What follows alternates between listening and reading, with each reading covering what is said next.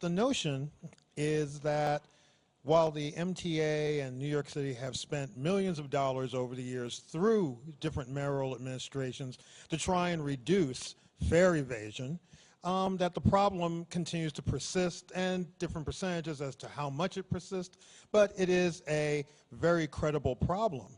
But the notion that it gives both people in New York City and certainly those up in Albany and others is that the MTA's problems are of New York City's making and are of New York City's riders' making. So what can you do with respect to, one, fare evasion, and on top of that, what can you do as mayor? You're an advocate for the city and the people of the city of New York to basically educate those who believe that this is the city's problem caused by city residents.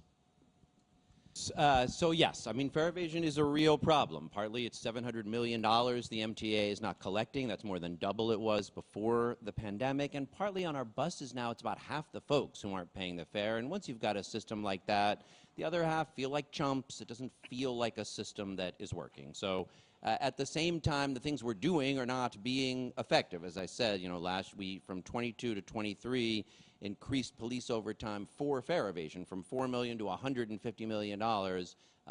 There were many more summonses written for $106,000 worth of fares. So that approach is not working. I really believe in a lot of the mechanisms that have been talked about in order to make it harder for people to evade paying the fare, and New Yorkers do need to pay the fare.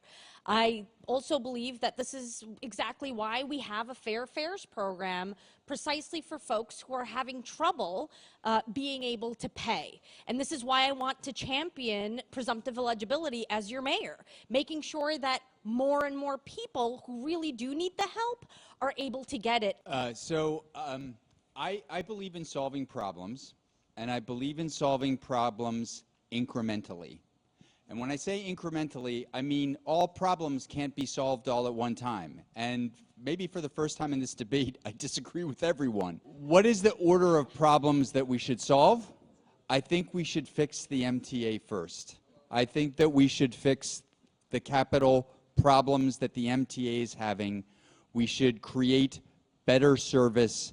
We should have more reliable service. And we should work on all of those problems while we study fare evasion a little bit more and work with the DAs and the police department and come up with a strategy that makes sense. Because I don't believe that every single person that jumps a turnstile is a bad actor, and I also don't believe that that the juice is worth the squeeze. If we go after all of those people, how much money are we spending on enforcement that we could have for other programs? So I would say let's pause on the question of punishing the turnstile jumpers for now, fix the larger problems, and then deal with fare evasion once we see whether or not these other fixes have reduced the numbers.